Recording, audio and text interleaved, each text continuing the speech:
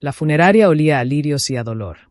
Estaba de pie junto al ataúd de Daniel, recibiendo las condolencias de colegas y amigos, sus palabras pasándome de largo como un ruido blanco.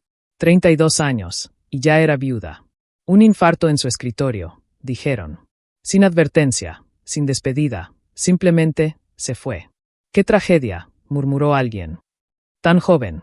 Asentí, estreché manos, repetí gracias por venir hasta que las palabras perdieron todo sentido. Entonces la vi acercarse entre la multitud como un tiburón en el agua. Vivian Blackwood, mi suegra, vestida de negro de diseñador que probablemente costaba más que el sueldo mensual de la mayoría. No me ofreció sus condolencias. No preguntó cómo estaba sobrellevando todo. En cambio, me agarró del codo con sus uñas perfectamente cuidadas y me llevó a un rincón apartado. Necesitamos hablar de ciertos asuntos, dijo, con esa voz suya, fría y firme como hojas secas en otoño. ¿Ahora? ¿En su funeral? Especialmente ahora. Sacó un sobre de su bolso Hermes. Antes de que tomes decisiones prematuras sobre los bienes de Daniel. Miré el sobre. ¿Qué es esto? Justicia, dijo, empujándolo contra mis manos. Dentro había un documento que hizo que mi cerebro, adormecido por el duelo, volviera a encenderse. Era una factura detallada, perfectamente formateada con el membrete de un bufete de abogados. Factura por servicios prestados. De Vivian Blackwood para Laura Blackwood. Asunto: crianza de Daniel James Blackwood. Hospedaje y alimentación, 1991 a 2.962.000 pesos. Colegiaturas en escuelas privadas, K12 340.000 pesos. Gastos médicos y dentales, 48.000 pesos. Actividades extracurriculares, 27.000 pesos. Universidad de Harvard, colegiatura y alojamiento 280.000 pesos. Gastos misceláneos, 143.000 pesos. Total, 1.000.000 de pesos. Descuento de buena voluntad, 500.000 pesos. Saldo pendiente, 500.000 pesos. ¿Me estás dando una factura?, dije lentamente, ¿por criar a tu propio hijo? Invertí en crear al hombre con el que te casaste, respondió Vivian con esa calma venenosa. Ahora que esa inversión ha madurado, es justo que recupere mis costos. La póliza de seguro de vida es de $2 millones. Solo te estoy pidiendo una cuarta parte. Es más que razonable. La miré, a esa mujer, esa criatura que parió a mi esposo, que se sentó en mi mesa durante 5 años criticando mi comida, que usó blanco en mi boda, y empecé a reírme. No una risita educada, ni una risa nerviosa. Era una carcajada profunda, genuina, que hizo que varias cabezas se volvieran hacia nosotras en la funeraria. ¿Te causa gracia?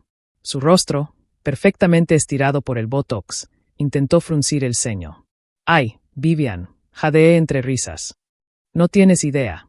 Realmente no tienes ni la más mínima idea. Sé que estás a punto de recibir un pago sustancial por la muerte de mi hijo. Dinero que existe gracias a mi inversión en su crianza. ¿Tu inversión? Me limpié las lágrimas de los ojos. Dime, ¿qué tipo de retorno esperas de tu inversión en la adicción a la cocaína de Daniel? La sangre se le escurrió del rostro. No sé de qué hablas. La adicción que empezó cuando tenía 16.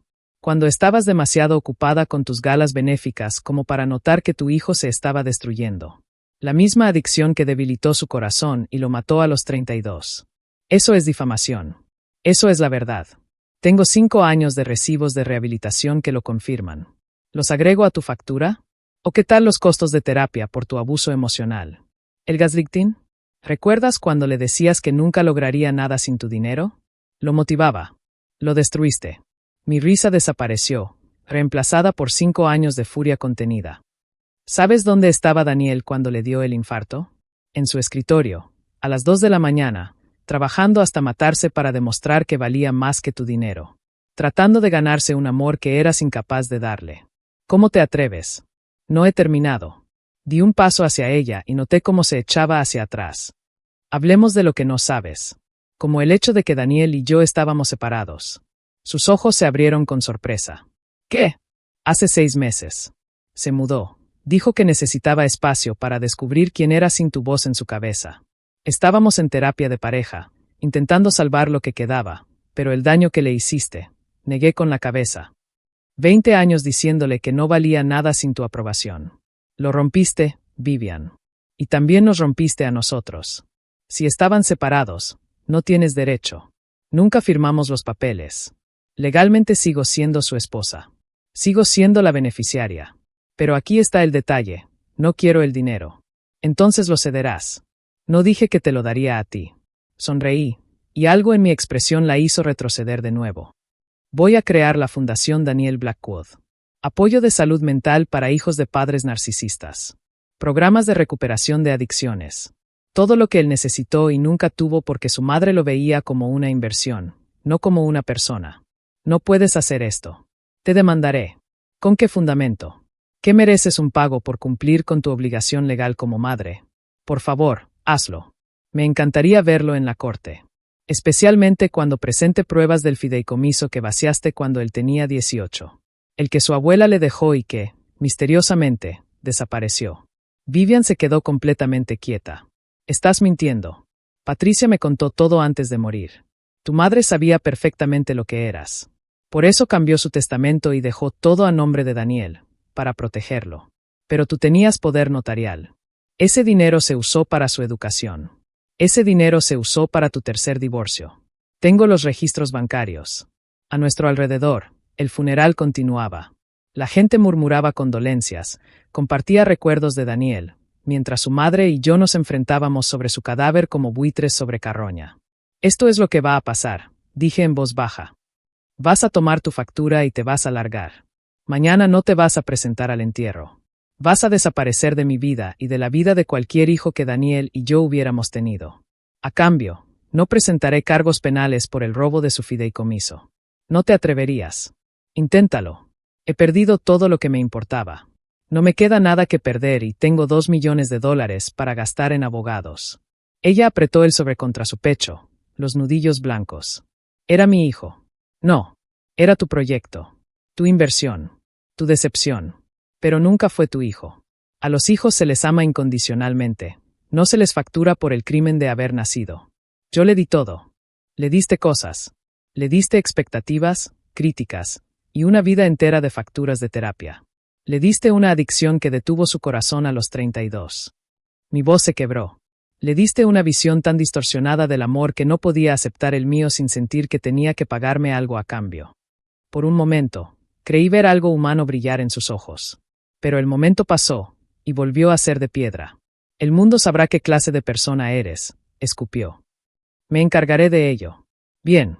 Que sepan que soy la mujer que se enfrentó a Vivian Blackwood. La que se negó a pagar su dinero ensangrentado. La que eligió honrar la memoria de su esposo ayudando a niños, como él en lugar de seguir habilitando a su abusadora. Se fue sin decir otra palabra, sus tacones repiqueteando sobre el piso de la funeraria como un conteo regresivo para su salida de mi vida. La vi alejarse. Esa mujer que convirtió la maternidad en una transacción, que desglosó el amor hasta el último centavo. El director de la funeraria se acercó con cautela. ¿Ese era Blackwood? ¿Está bien? Sí, respondí, sorprendida de que fuera verdad. Voy a estar bien.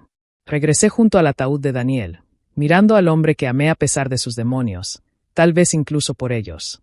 Ahora se veía en paz, de una forma en la que nunca estuvo en vida, libre del peso de ser la decepcionante inversión de Vivian Blackwood. Lo siento, susurré. Siento no haber podido salvarte. Siento que ella te rompiera antes de que yo tuviera la oportunidad de ayudarte a reconstruirte. Pero te prometo que tu muerte no será solo otra transacción.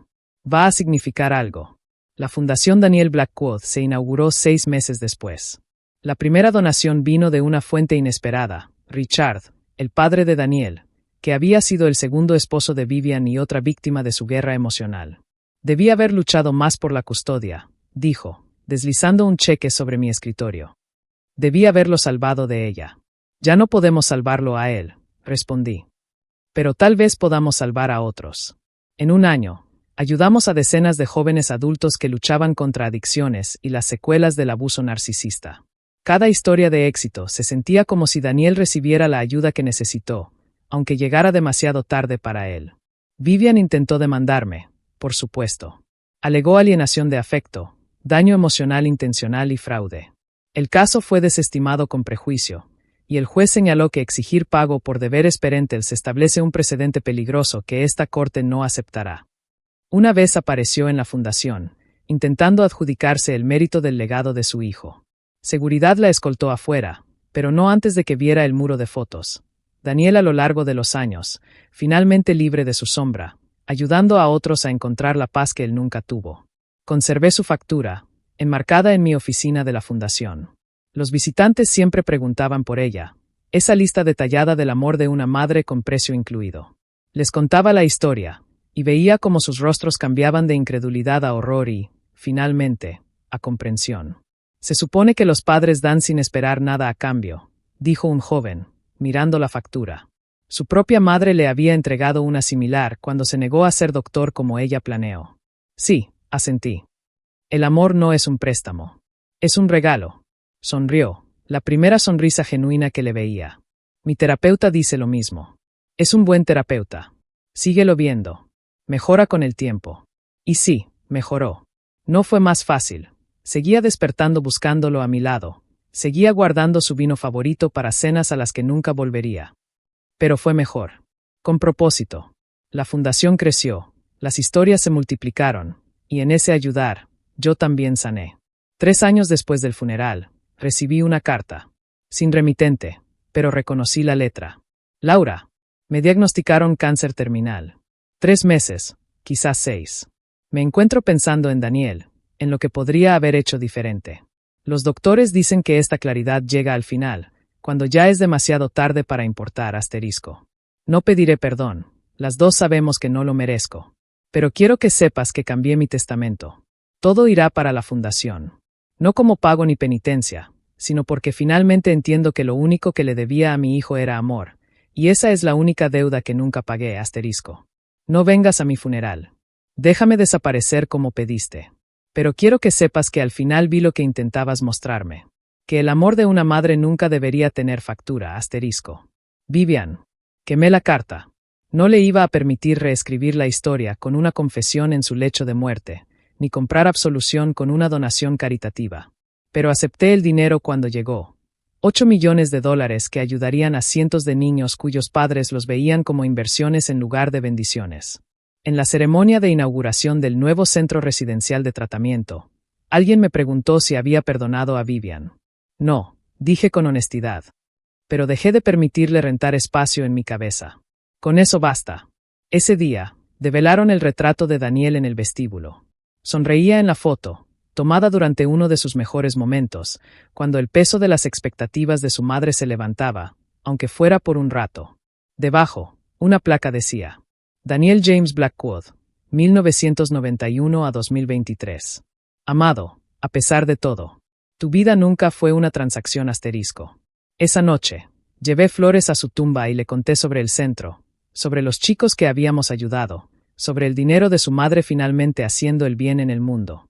El viento susurraba entre los árboles del cementerio, y por un momento, casi pude escuchar su risa, libre y ligera, como era en nuestros mejores días.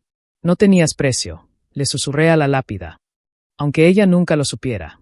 Luego regresé a mi casa vacía, serví su vino favorito y brindé por el amor sin facturas, por los regalos dados sin esperar nada a cambio, por el acto radical de cuidar sin llevar cuentas. Porque al final, eso era lo que Vivian nunca entendió. El amor no es una inversión. No es un préstamo que se paga, ni una deuda que se cobra. Es lo único en la vida que se multiplica cuando lo das. Y Daniel, a pesar de todo, fue rico de una manera que la factura de su madre jamás podría calcular. El lema de la fundación, grabado en piedra en la entrada, lo resume todo. El amor no es una transacción. Cada vez que lo leo, pienso en ese funeral, en ese sobre, en ese momento en el que el dolor y el absurdo colisionaron. Pienso en Vivian con su factura detallada por la maternidad, exigiendo pago por un amor que debía ser gratuito. Y me río, porque ella nunca entendió el chiste, que la factura que presentó era, en realidad, un recibo. Un recibo de su fracaso total y absoluto como madre. Y eso no hay dinero en el mundo que lo pueda arreglar.